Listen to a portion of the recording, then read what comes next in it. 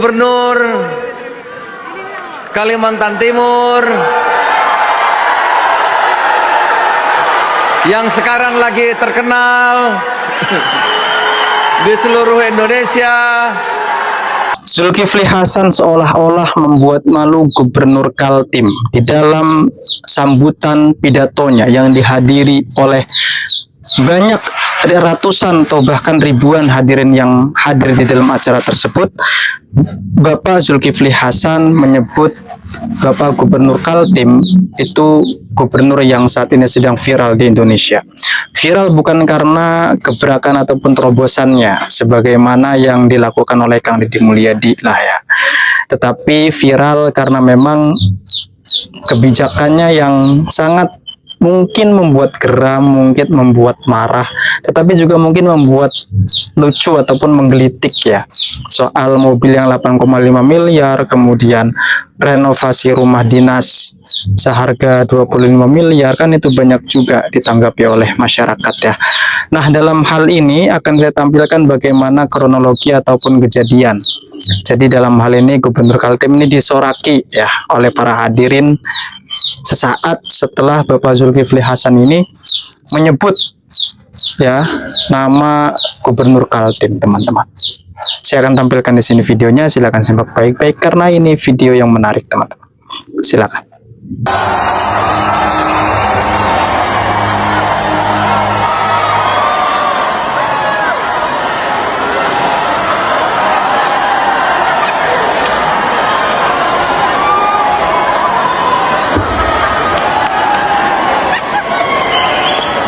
Bismillahirrahmanirrahim.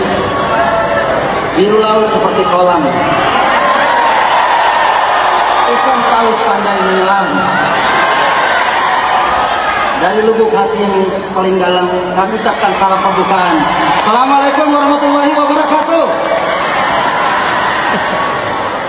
Gubernur Kalimantan Timur yang sekarang lagi terkenal di seluruh Indonesia. Tapi catat omongan saya. Golkar itu canggih. Hati-hati omong saya denger ini. Dulu waktu reformasi berat sekali cobaan Golkar.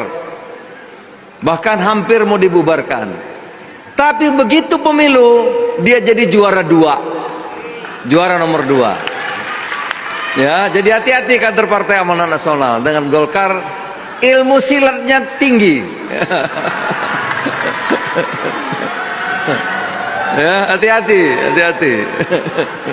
Saya sangat menyesalkan apa yang disampaikan oleh Pak Gubernur membawa nama keluarga besar dari Presiden Republik Indonesia itu Pak Prabowo dengan menyamakan dengan keadaan yang ada di Kalimantan Timur, yaitu membawa nama Pak Hasim.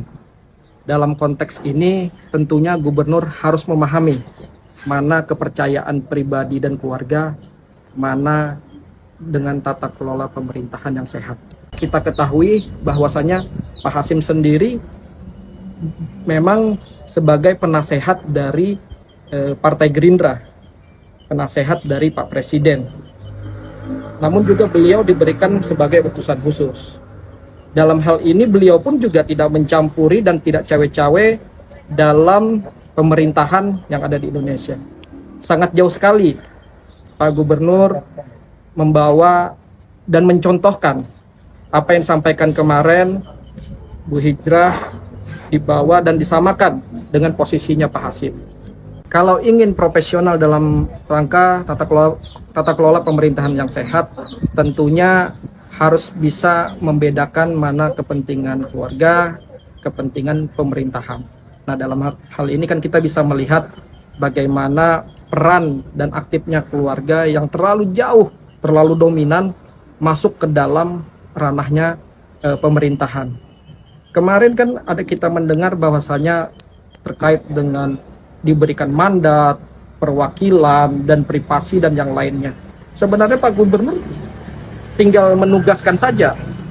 Kalau seandainya tugasnya di pemerintahan, Kan ada Bapak Wakil Gubernur, ada Sekprop, ada asisten, ada kepala OPD.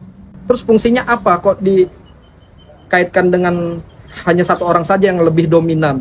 Saya rasa Pak Gubernur lebih baik mengevaluasi kinerjanya, mengevaluasi kebijakannya, jangan membuat keadaan yang semakin gaduh, dan tentunya ini perlu introspeksi diri lah terhadap seluruh kebijakan yang sudah dibuatnya.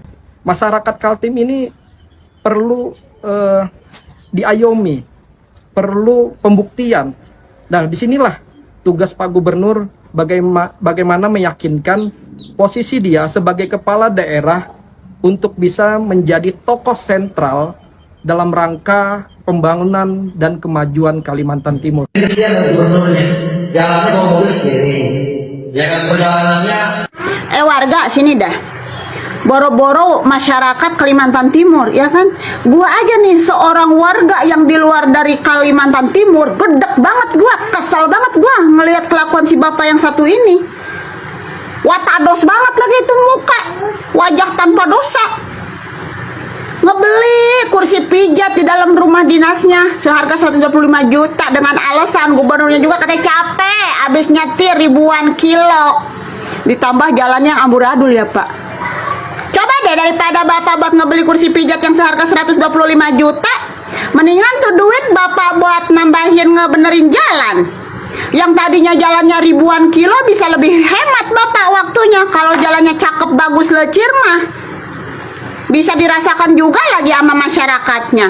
Kalau tibang pada pegel-pegel mah udah panggil Bikokom aja, 100.000 dikasih, lu sekujur badan udah kelar itu dipijat-pijat.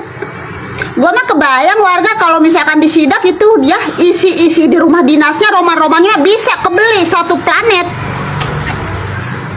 Kalau caranya kayak begini mah, ya Allah ya Robi, masyarakat Kaltim sabar ya. Lu bener-bener lagi pada diuji mendapatkan seorang pemimpin yang aduhai. Hai mah gedek beneran sumpah, padahal gue bukan orang Kaltim, tapi gue gedek, ikut kesel, pengen gue ijek-ijek itu udah kayak pedal gas yang lagi dia ijek beribuan kilometer gitu kan, beneran. Udah, bye. Target nama untuk DPW PAN Kaltim. Ya, jadi kita terus meminta agar kader-kader PAN terus ya bantu rakyat ya. Terutama kita diberi tugas kan untuk mengentaskan 30% rakyat kita yang tertinggal, yaitu petani. Apakah pupuknya nggak boleh terlambat, irigasi harus bagus ya kan. Harga gabah sekarang sudah di atas 6.500, dipastikan kader-kader ngecek. Kemudian berikutnya makan bergizi, harus prosesnya standarnya cukup, higienis, gizi cukup, ya penikmatnya bahagia, masalah di mana dibantu diselesaikan. Yang kemudian koperasi desa nanti akan menjadi optaker, ya membeli hasil gabah petani kalau di bawah 6,5, ikan kalau di bawah harganya di bawah standar, ya. Nah, itu nanti sebagai optaker, kemudian koperasi itu akan menjadi supplier SPPG. Ya itu. Yang terakhir yang agak berat memang dikasih tugas sama Presiden, harga sembako nggak boleh naik, tapi kalau bisa turun. Jadi kader-kader partai saya minta untuk terus ya melakukan pasar murah bersama pemerintah daerah, bersama tokoh-tokoh masyarakat, bersama pengusaha-pengusaha yang ada di dalam itu dan seterusnya. Untuk PAN politik ke depannya Pak, ada targetnya Pak? Target ya, kalau PAN ini kan 3 kali kalah aja setia, ya kan? Ya ini baru 1,5 tahun. 1,5 alhamdulillah capaian kita kan pangan swasembada. Tahun ini kita akan ngejar nelayan, kampung akan selesai. Nelayan mudah-mudahan akan naik nilai tukarnya ya. Nah, oleh karena itu 5 tahun nggak cukup. Harus untuk kader di Kaltim Pak, ada target legislatif atau eksekutif Pak untuk di Kaltim Pak? Legislatif atau eksekutif target di Kaltim? Insya Allah nanti PAN pemenang di Kalimantan. Terima kasih ya. Terima kasih. Terima kasih ya. Terima kasih. Shut up KDM. Ini Persib nendang banget. Memang Persib jago nendang, ya, cerdas. Persib juara. Di sini saya ingin memaparkan sedikit tentang jadwal-jadwal aksi massa, terutama di Subang ya. Besok hari Senin tanggal 27 April akan mengadakan aksi unjuk rasa para pedagang nanas dan petani nanas. ke PT BMS di Subang.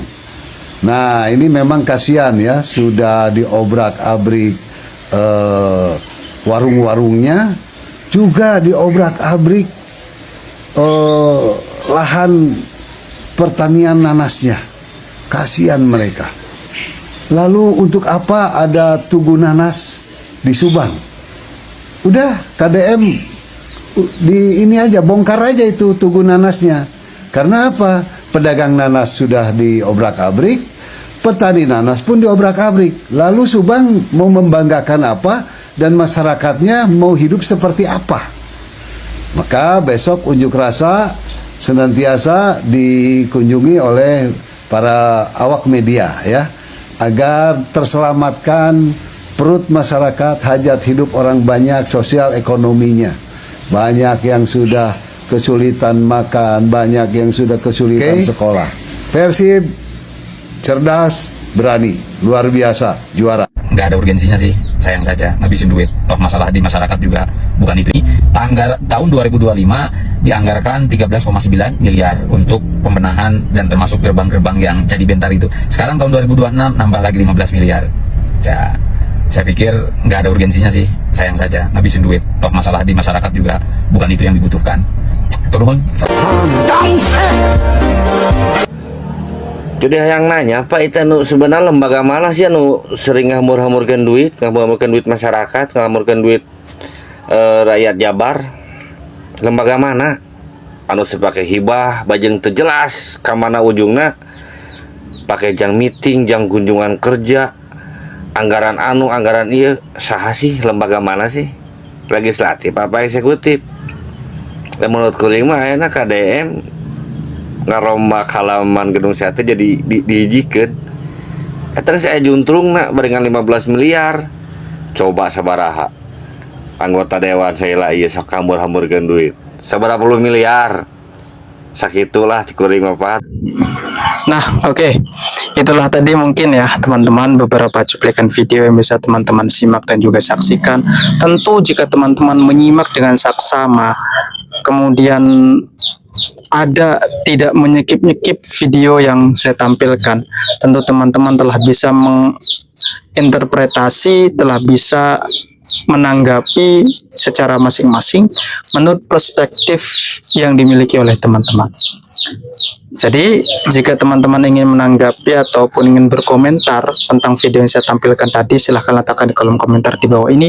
Tentu disampaikan dengan cara yang baik, agar jika ada ruang diskusi, ya diskusi dengan cara yang baik pula. Oke, mungkin cukup sekian yang dapat saya sampaikan. Kurang dalam banyak saya mohon maaf. Allahul muwaffiq ila aqwamit thoriqin. Wassalamualaikum warahmatullahi wabarakatuh.